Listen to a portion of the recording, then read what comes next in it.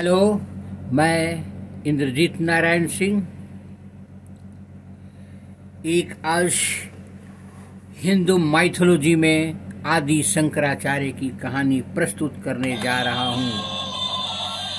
आदि शंकराचार्य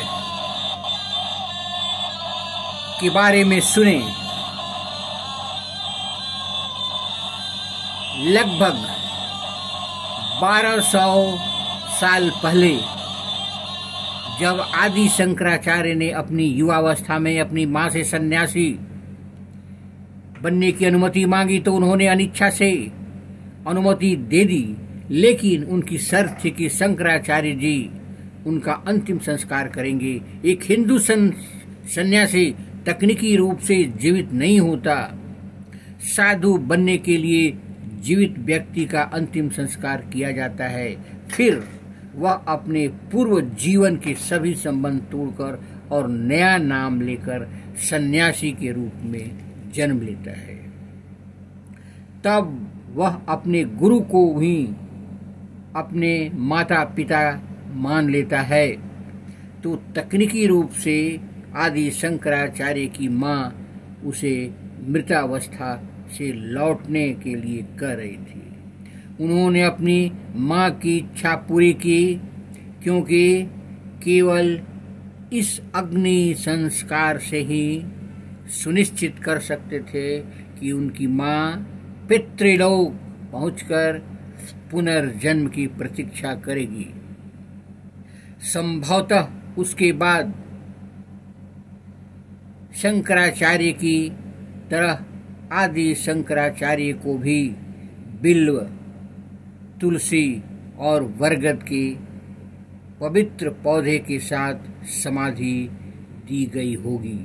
यह मान्यता है कि सन्यासियों में ज्ञान की अग्नि होती है और इसके लिए अग्नि संस्कार जरूरी नहीं होता। उनका शरीर तत्वों में मिलाया जाना आवश्यक है, क्योंकि वह जन्म और मृत्यु के चक्र में कभी नहीं लौटता।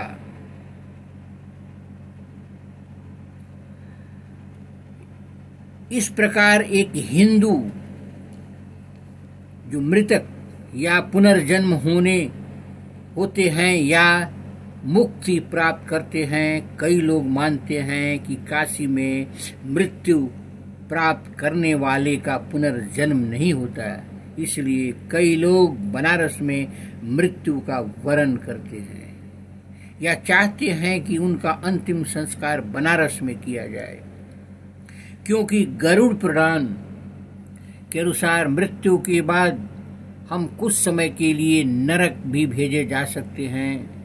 वहां जीवन में किए गए अपराधों के लिए उन्हें पीड़ा पहुंचाई जाती है, और यदि वह भाग्यशाली है तो उसका सीधा स्वर्ग भेजा जाता है।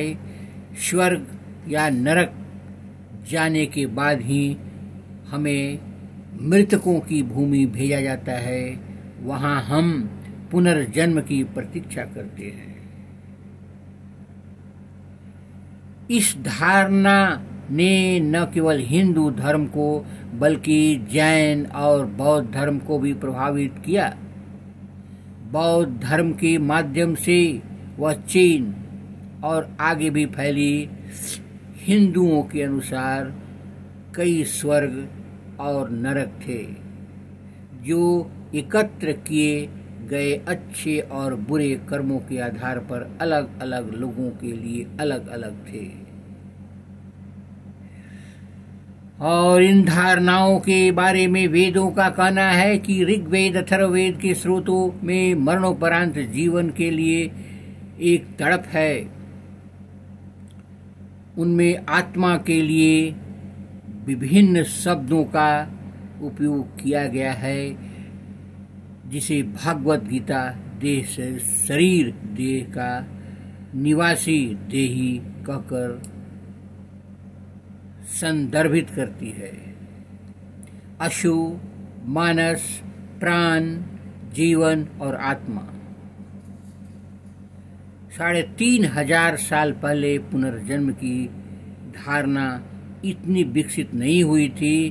कर्म की जटिल समझ और पुनर्जन्म की धारणा लगभग 2500 साल पहले बुद्ध के समय पूरी तरह से विकसित हुई थी।